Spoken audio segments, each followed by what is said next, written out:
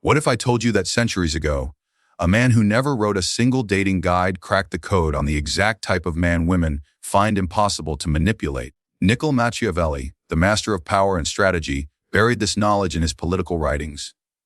But today, we're pulling it out of the shadows. You're about to discover the psychological blueprint of a man so self-possessed, so strategically minded, that traditional feminine influence tactics simply bounce off him like arrows off armor.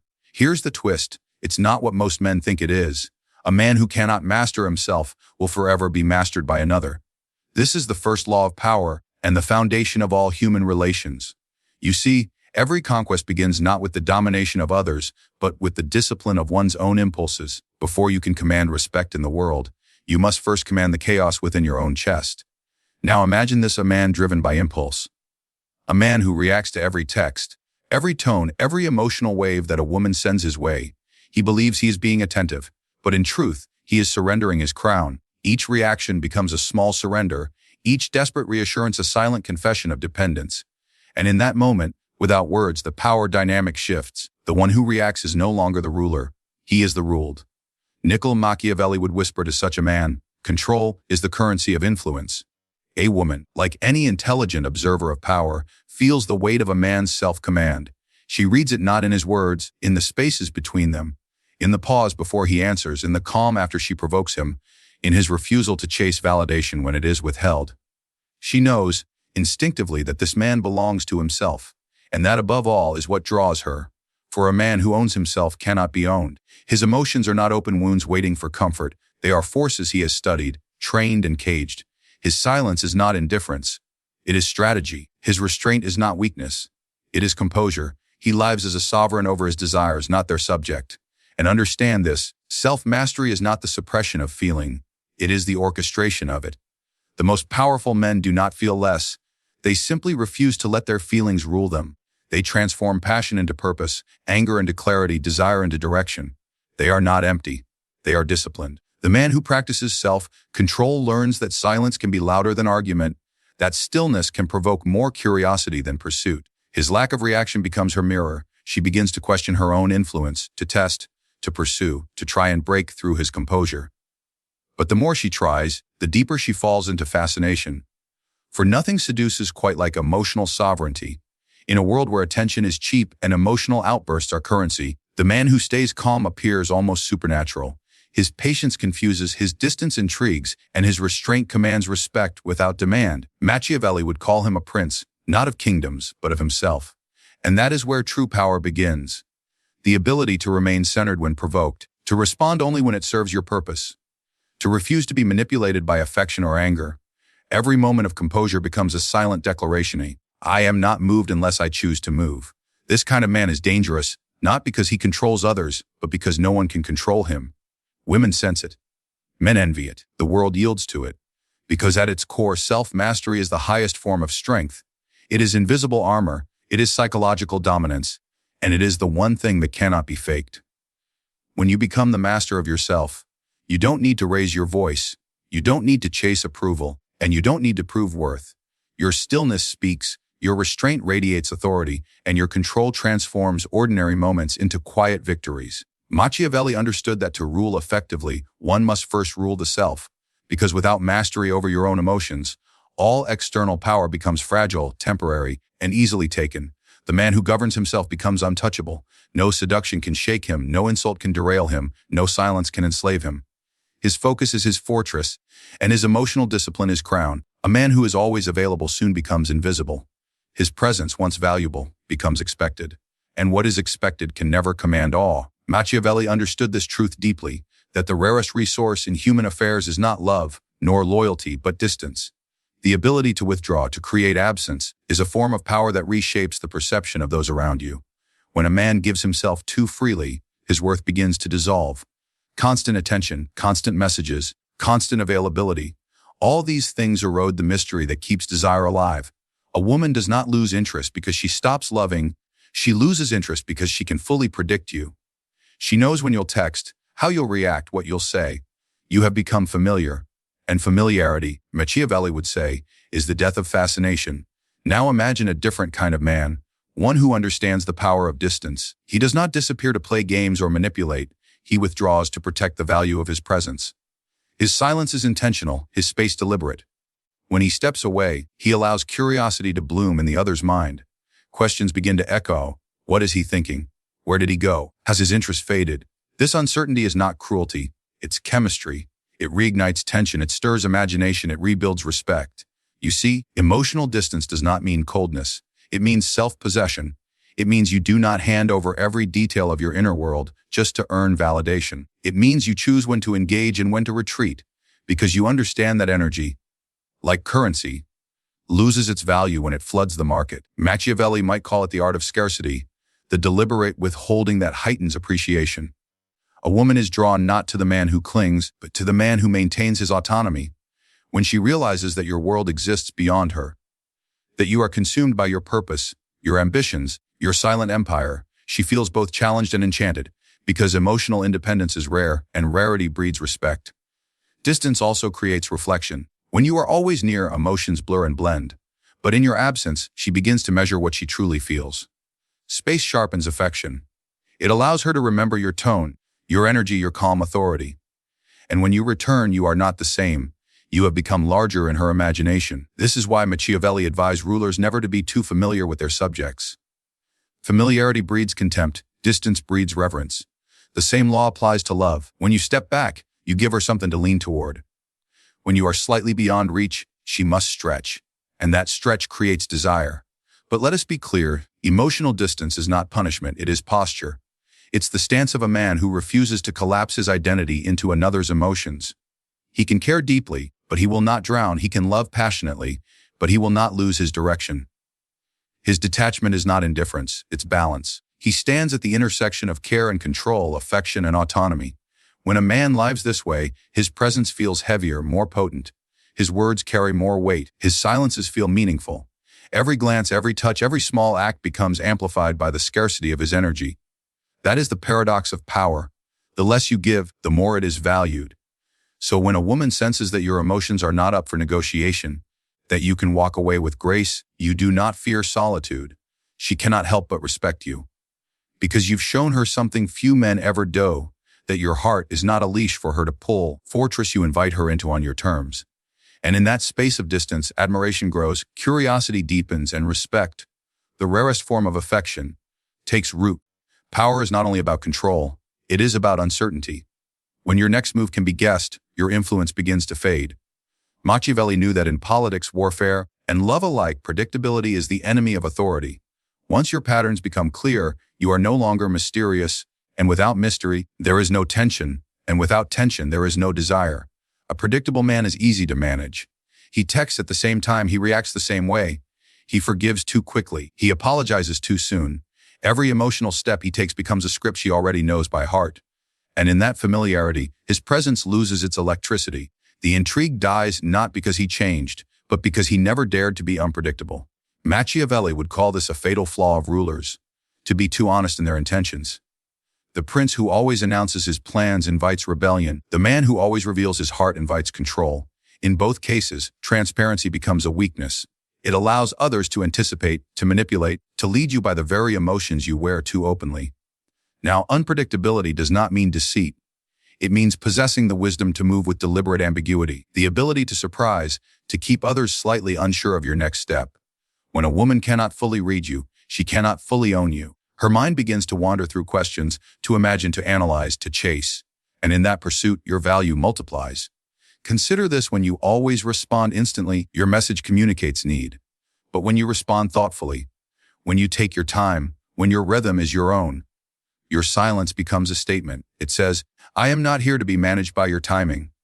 That subtle unpredictability shifts the power dynamic. She begins to anticipate you, instead of you anticipating her. Predictability also destroys emotional tension. Humans are drawn to contrast, to the dance between certainty and uncertainty, presence and absence, warmth and distance. If you are always warm, your warmth loses its glow. But when your warmth appears after a moment of silence, it feels like a sunrise. It's not the consistency that captivates, it's the rhythm of change. A Machiavellian man understands that his power lies not in being understood, but in being felt. He reveals pieces of himself, never the whole. He gives affection, but never abundance. He shows care, but not submission. This controlled unpredictability keeps the dynamic alive. It keeps curiosity alive. Because people, by nature, respect what they cannot fully predict. Think of the way a strong leader behaves.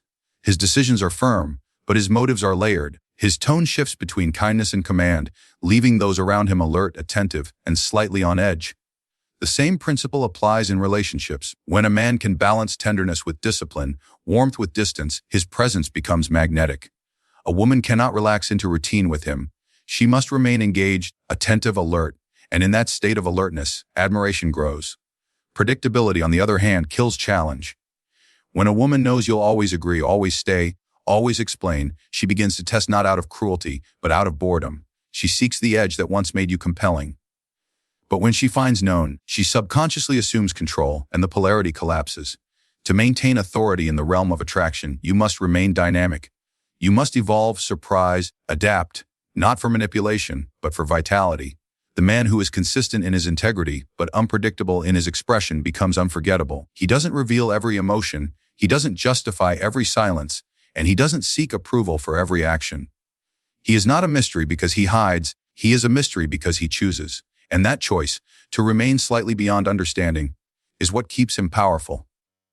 For when she cannot fully read your mind, she will seek your presence more deeply. When she cannot fully predict your moves, she will crave your attention more earnestly. And in that craving, your authority silently returns. A man who leads with emotion becomes a slave to the moment. A man who leads with principle becomes a master of time. Machiavelli warned rulers never to make decisions in the heat of feeling, for emotions are like storms. They come loud, they pass quickly, and they leave destruction in their wake. The wise man learns to let the storm pass before he moves. When you act from emotion, you surrender your judgment to impulse. You respond to the immediate, not the important. You try to win the argument, not preserve your authority. You react to her tone, not her intent. And in that instant, you have been dethroned. She does not need to control you with words. Your own emotions have done the work for her. But the man who leads through principle stands unmoved. He feels deeply, but he decides calmly.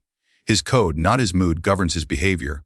Whether in love, friendship, or power, he does not ask, "How do I feel?" but "What aligns with who I am?" That is the essence of leadership, to act from conviction, not reaction. Machiavelli would call this the art of calculated mercy, the ability to show restraint not because you lack emotion, but because you rule it. A prince must love his people, but never more than his purpose. Likewise, a man must care for a woman, but never more than he respects his own principles. For when affection overrides integrity, now imagine two men. The first lives by emotion. He argues when he feels slighted, apologizes too soon, forgives too quickly, and just as easily resents. Love burns bright, but burns out faster than it began. The second man lives by principle. He does not react to disrespect, he addresses it with clarity. He does not chase validation, he remains anchored in his worth. He does not let passion cloud his standards. He allows his standards to refine his passion, and that difference changes everything. Women can sense when a man's emotions lead him. His instability becomes a signal that he can be swayed, that his conviction can be bent. But when a man acts from principle, even she must pause. Because principle cannot be seduced. It must be respected. It carries the weight of something immovable, something rare. She may test it, but she cannot break it.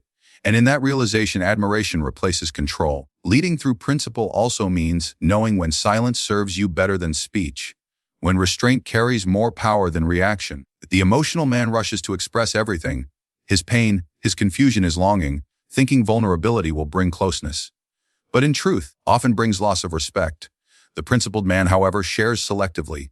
His emotions are private counsel, not public theater. He reveals not to seek pity, but to convey purpose. To live this way requires discipline. It means training yourself to pause before reacting, to breathe before deciding, to think before speaking. It means asking, does this serve my values, or just my feelings? Because the difference between the strong and the weak lies in this. The weak are moved by emotion, the strong move emotion itself. When you lead through principle, your presence changes the atmosphere. People feel safe around you, not because you are predictable, but because you are steady. A woman in your life will know that your affection is not whimsical, that your decisions are not reactive. She will trust your boundaries because they do not shift with your moods. That trust becomes attraction. That steadiness becomes magnetism. Machiavelli taught that a prince's greatest weapon was his composure. When others lose control, The calm man becomes the reference point. He becomes the center that others orbit. In love, the same law applies. When you remain guided by your principles, when your honor, your self-respect, and your purpose sit higher than your passions, you stop chasing power, you embody it. Every man will feel emotion, only a few will master it. The one who learns to lead through principle commands not just a woman's respect, but her devotion, because she knows that behind his strength lies something sacred, a law he does not betray, even for love. A man who lives for validation will forever be a servant to approval. But the man who lives from value, from a sense of internal worth, becomes untouchable. Machiavelli would tell you that the one who seeks the applause of the crowd loses his crown the moment the crowd turns. For power that depends on praise is no power at all. The same is true in love. When a man's confidence rises and falls according to a woman's response, he becomes a puppet to her perception. Every word she speaks becomes a command, every silence a punishment. His self-worth once his kingdom becomes her property. You see, validation is intoxicating because it gives the illusion of control. The moment she smiles, you feel secure. The moment she withdraws, you crumble. This is not love. This is dependency disguised as devotion. And Machiavelli would say, never give another the power to make or break your peace. A ruler who needs the approval of his subjects is already ruled by them. So too is the man who depends on emotional confirmation to feel significant. Value, however, is different. Value is not given to you, it is built. It is the invisible gravity that comes from self-respect, discipline, and the pursuit of purpose. The man of value does not seek applause, he creates it by who he becomes. His sense of worth does not waver with rejection or silence. He understands that validation is external, temporary, and conditional, but value is internal, eternal, and self-sustained. Now imagine two men again. The first texts constantly, adjusts his words to please, sacrifices his standards to keep the connection alive. Every gesture is a plea to be seen, to be approved of, to be chosen. The second man, though, moves differently. He gives what he wishes, not what is demanded. He offers presence, not performance. When he loves, it is out of abundance, not out of lack. And because his worth is rooted in his values, not her reactions, she feels the difference. She feels the weight of a man who does not need her validation to remain confident. That to a woman is rare. That to anyone is magnetic. Machiavelli believed that people respect what stands firm. When you are unshaken by praise or criticism, you communicate quiet authority. A woman cannot manipulate what she cannot destabilize. When she realizes that her approval is not your oxygen, she begins to admire the independence that once frustrated her. Because the truth is this, people test what they fear losing control over. And when she sees that you do not crumble under disapproval, she recognizes something deeper. You have mastered yourself. Choosing value over validation also changes how you love. You no longer chase attention, you create presence. You no longer prove loyalty, you embody it. You no longer compete for affection, you command it by being grounded in purpose. Your relationships shift from negotiation to inspiration. She no longer feels burdened to reassure you because she senses your confidence is self-supplied. That peace you carry becomes the security she craves. But to live this way, you must first detach your identity from acceptance. You must learn to be alone without feeling lacking, to be unpraised without feeling unseen. You must cultivate standards so clear that no flattery can sway you and no rejection can undo you. This is the man Machiavelli admired. The one who stands firm in his truth regardless of the crowd's cheers or the lover's silence. When you choose value over validation, your words become fewer but heavier, your gestures more deliberate, your silence more powerful. You no longer need to chase recognition because your presence itself is recognition. And when a man reaches that point, when he values himself enough to no longer need permission to feel worthy, he becomes the type of man who cannot be controlled, because validation is fleeting, but value once built makes him sovereign.